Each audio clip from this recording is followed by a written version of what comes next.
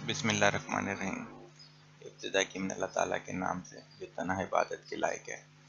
آپ اور میں اس چیز کی گواہی دیتے ہیں کہ محمد صلی اللہ علیہ وآلہ وسلم اس کے آخری نبی اور رسول ہیں۔ آپ اور میں اللہ تعالیٰ کا لاکھ لاکھ شکر ادا کرتے ہیں کہ اللہ تعالیٰ نے آپ اور ہمیں توفیق دی کہ ہم رمضان کے اس مقدس مہینے میں اللہ تعالیٰ کی حمد و ثنا کرنے کی کوشش کر رہے ہیں۔ دین کی سمجھ لینا بہت زیادہ ضروری ہے۔ اگر ہم یہ بولیں کہ کامیابی کی کنجی ہی یہ ہے، کیونکہ شعور جب آپ کو آئے گا تو آپ ہر کام جو ہے وہ افضل طریقے سے کر سکتے ہیں۔ اکثر بیشتر مجھ سے سوال کیا جاتا ہے کہ آپ کے لیکچرز جو ہوتے ہیں وہ عام گفتگو ہمیں دکھائی دیتی ہے۔ ان کی یہ بہت محنت کے بعد یہ سٹائل میں نے اپنایا ہے۔ تقریباً 30 سال کے اپروکسیمیٹلی میرا پڑھانے کا تجربہ رہا۔ میں دیکھتا تھا کہ جو بچے تھے وہ پیرنٹس کے ساتھ باتیں کرتے ہوئے ریلیکس نہیں ہوتے تھے۔ تو میں نے یہ سوچا کہ جب وہ ریلیکس ہی نہیں ہیں تو وہ ان سے کیا سیکھتے ہوں گے؟ کچھ بھی نہیں سیکھتے ہوں گے۔ تو میں نے پھر اس طرح سے محنت کرتے کرتے یہ انداز لے کر آیا کہ جو ڈسٹنس ہے وہ ڈسٹرب بھی نہ ہو اور ایسا بھی نہ ہو کہ مجھ سے خوف کھائیں۔ یہی چیز میں نے اپنے تمام اقسام کے لیکچر، تمام اقسام کی کنسلٹنسی میں یہ رکھی، اور اس کا آج آؤٹ پٹ مجھے یہ ہے کہ الحمدللہ جتنے بھی لوگ میرے پاس سے گئے ہیں وہ مجھ سے رابطہ رکھنے کی کوشش کرتے ہیں۔ اللہ کرتا ہے کہ رابطہ ہو بھی جاتا ہے، تھوڑی مصروفیت زیادہ ہے تو اس میں اس طرح سے مینیج کرنا تھوڑا مشکل ہو جاتا ہے۔ پھر یہاں پر ایک اور چیز میں بتا دوں، بہت سے لوگ ہم سے کہتے ہیں کہ ہم آپ کو میسج کرتے ہیں تو رپلائی لیٹ آتا ہے۔ تو دیکھیں جو مصروفیت ہے میری، تو اس میں منیمم جو رسپانس ٹائم ہمارا بنتا ہے وہ 3 days ہے۔ اس سے کم مشکل ہو جاتا ہے ہمارے لیے، اور میکسیمم 7 days ہے اس کے اندر ہماری کوشش ہوتی ہے کہ الحمدللہ ہم جواب دے دیں۔ پھر لوگ ہم سے سوال کرتے ہیں کہ آپ کو میسج کرنا بہتر ہے یا آپ کے کوآرڈینیٹرز وغیرہ کو میسج کرنا بہتر ہے؟ دونوں ایک ہی حالتیں ہیں۔ کوآرڈینیٹر کے میسج میں آپ کے لیے ایک اچھا پوائنٹ یہ ہو سکتا ہے کہ آپ کو فوراً کوئی نہ کوئی رپلائی مل جائے گا کہ کب آپ کا آنسر آئے گا۔ میرے کو میسج کرنے میں ایک چھوٹا سا مسئلہ یہ ہے کہ میرے کو میسج ریڈنگ ٹائم جو ملتا ہے وہ بہت کم ملتا ہے۔ تو دیٹس وائی کہ یہ چیز کہ میں آپ کو میسج کمپلیٹ کروں گا، یہ بھی ایک سوچنے والی بات ہو جاتی ہے۔ تو دیٹس وائی سسٹم ایک ہم نے ڈیزائن کر دیا ہے، آپ اس سسٹم کو فالو کریں گے تو انشاءاللہ تعالی بہت زیادہ آسانی ہو جائے گی۔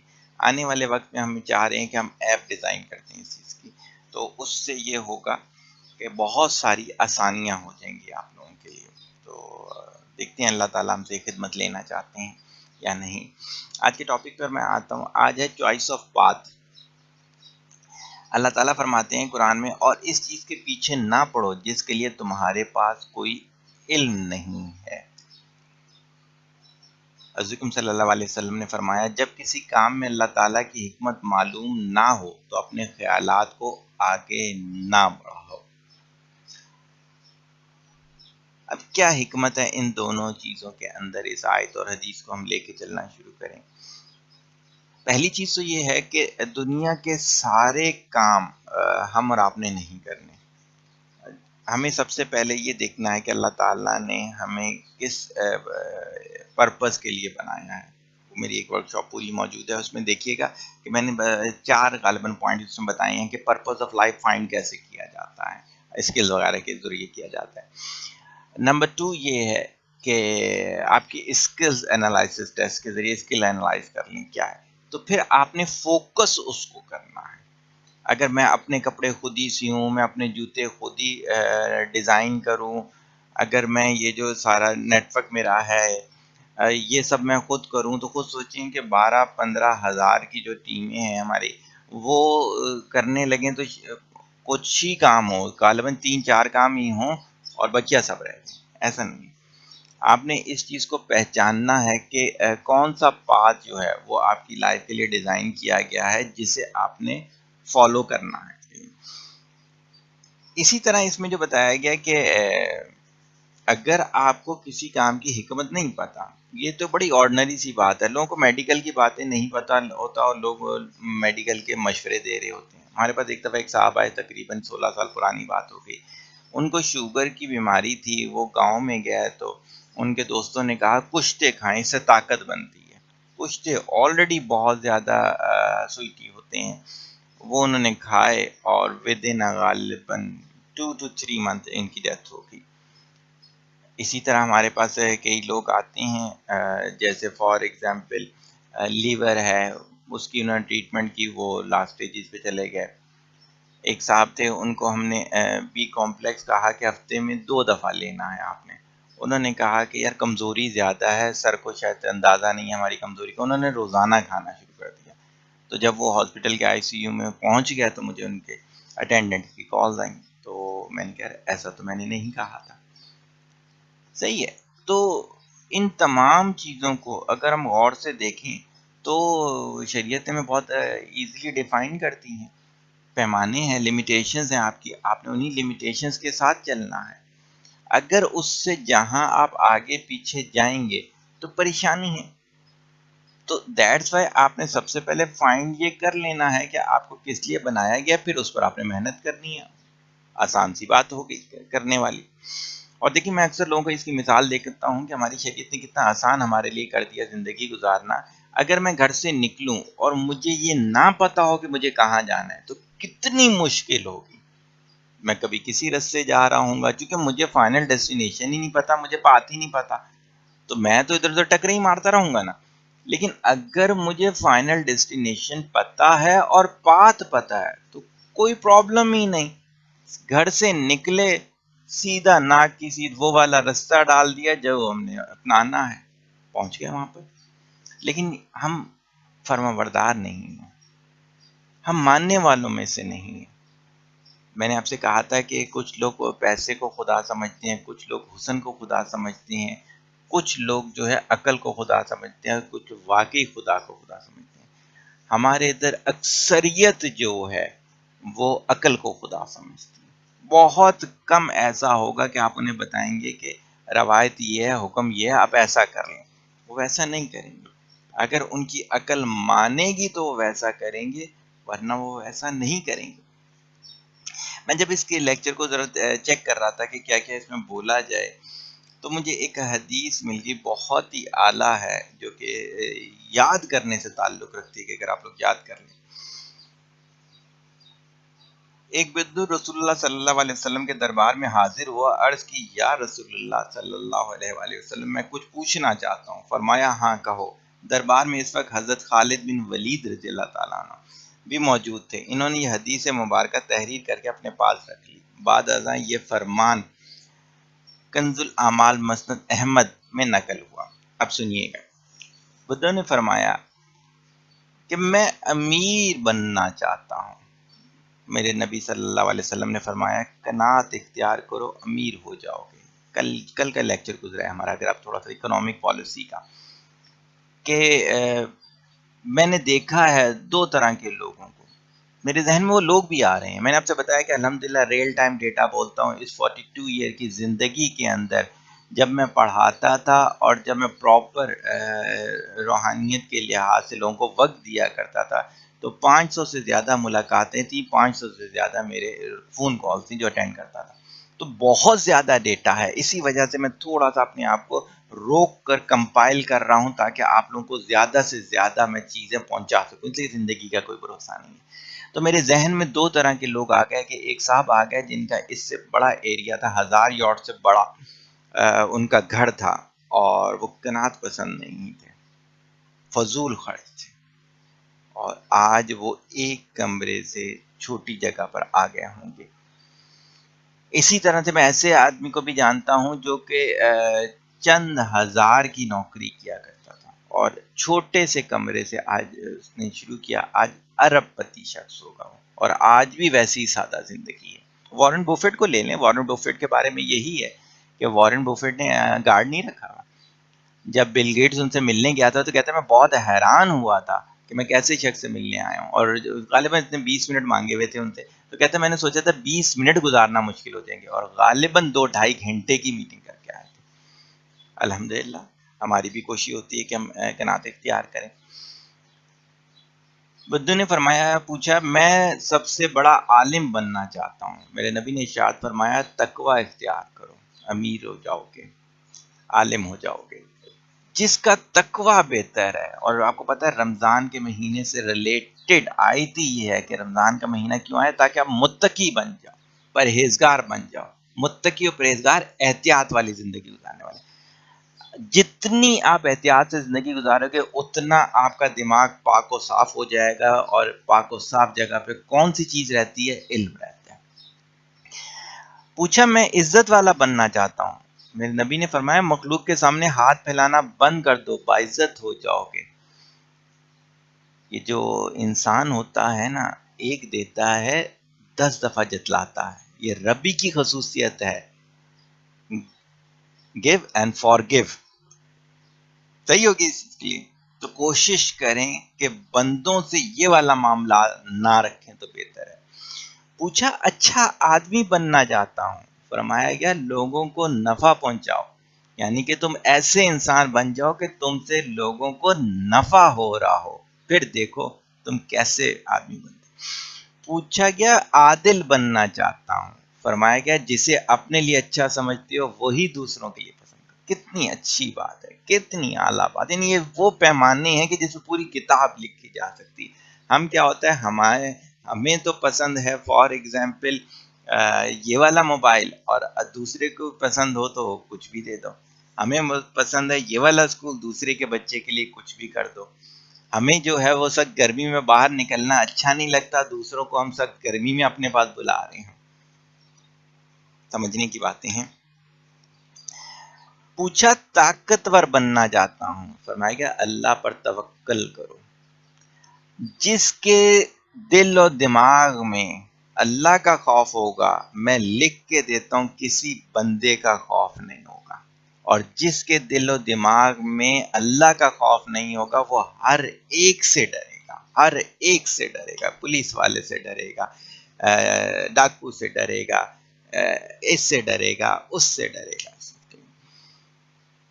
پوچھا گیا اللہ کے دربار میں خاص درجہ چاہتا ہوں۔ فرمایا گیا کثرت سے ذکر کرو۔ اللہ تعالیٰ نے فرمایا تم مجھے یاد کرو میں تمہیں یاد کروں گا۔ اور ہم کب کرتے ہیں؟ ہم کبھی کبھار، جمعے والے دن، عید والے دن۔ بہت سے لوگوں نے مجھے یہ بتایا کہ رمضان میں نے کہا کیا اضافی عبادات کر رہے ہیں؟ کہتے ہیں نمازیں پوری پڑھ رہے ہیں۔ نماز تو بھائی پورے سال آپ پہ فرض ہے، پوچھے اس کی، لیکن وجہ کیا ہے؟ اللہ کا ذکر ہی نہیں کرتے۔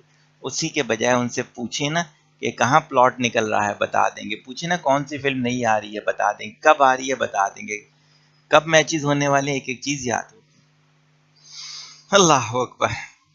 پوچھا گیا رزق کی کشادگی چاہتا ہوں۔ فرمایا گیا ہمیشہ باوضو رہو۔ بہت اعلیٰ بات پوائنٹ، بہت اعلیٰ پوائنٹ ہے۔ اگر آپ باوضو رہو گے تو شیطان آپ سے دور رہے گا۔ یہ آزمائی ہوئی بات ہے، ہمارے بزرگوں کی بھی، ہماری بھی، اور ہمارے شاگردوں کی بھی آزمائی ہوئی بات ہے۔ پوچھا گیا دعاؤں کی قبولیت چاہتا ہوں۔ فرمایا گیا حرام نہ کھاؤ۔ یہ ہماری پیچھے بات ہو چکی ہے توبہ سے دعا تک میں۔ حرام کھانے والے کی دعا قبول نہیں ہوگی، کیونکہ وہ اسٹیٹ ہی نہیں کریٹ ہو سکے گی نا، سب کانشیس والی جو بات ہے نا وہ کریٹ ہی نہیں ہو سکے گی۔ پوچھا گیا ایمان کی تکمیل چاہتا ہوں۔ فرمایا گیا اخلاق اچھے کر لو۔ حضرت عائشہ صدیقہ رضی اللہ عنہا سے پوچھا گیا کہ ہمارا دین کیا ہے؟ تو فرمایا گیا بہترین اخلاق۔ اور میں حقیقت یہاں پہ بیٹھ کے بول رہا ہوں کہ میں نے دیکھی ہیں بد اخلاق لوگوں کا جو ہے وہ کچھ بھی نہیں ہے، وہ ایمان کے بہت نچلے درجے پر ہوتے ہیں، بہت نچلے درجے پر ہوتے ہیں۔ پوچھا گیا قیامت کے روز اللہ سے گناہوں سے پاک ہو کر ملنا چاہتا ہوں۔ فرمایا گیا جنابت کے بعد فوری بعد غسل کرے، یعنی کہ جب بھی آپ کو ناپاکی ہو تو جتنا جلدی ہو سکے پاکی لے لو۔ اس کی وجہ ہے کہ ناپاکی میں آپ عبادت نہیں کر سکتے، اللہ سے دور رہو گے۔ پوچھا گیا گناہوں میں کمی چاہتا ہوں۔ فرمایا گیا کثرت سے استغفار کرو، اور استغفار وہی والی جو ہم نے توبہ والے لیکچر میں بول دی ہے۔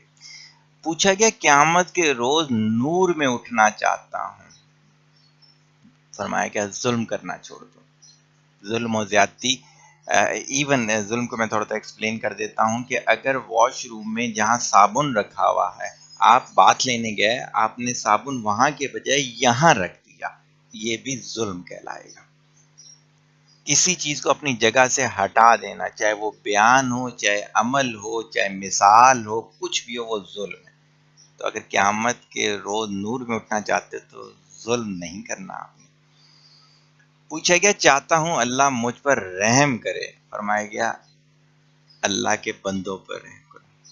خدا کے عاشق تو ہیں ہزاروں، بنوں میں پھرتے ہیں مارے مارے، میں اس کا بندہ بنوں گا جسے ہوگا خدا کے بندوں سے پیار۔ حقوق العباد کی کتنی زیادہ اہمیت یہاں بتائی گئی۔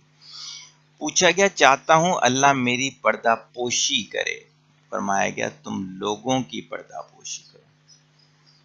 حالانکہ ہمارے ادھر اس کا الٹ ہوتا ہے، ٹٹولتے ہیں، ٹو میں رہتے ہیں، کسی طرح کسی کے بارے میں پتا چلے، ہمارے پاس آ کے بیٹھے رہیں گے، بولیں گے اس شخص کا ایسا ہوا، کیسے ہوا ہوگا، ان کی شادی ہوگی، کیسے شادی ہوگی، کس نے کرائی ہے۔ ارے بھائی آپ کو اس سے کیا، آپ دعا ان کے معاملات میں آگے چلو، لیکن کیا ہے ہم ٹو میں رہتے ہیں۔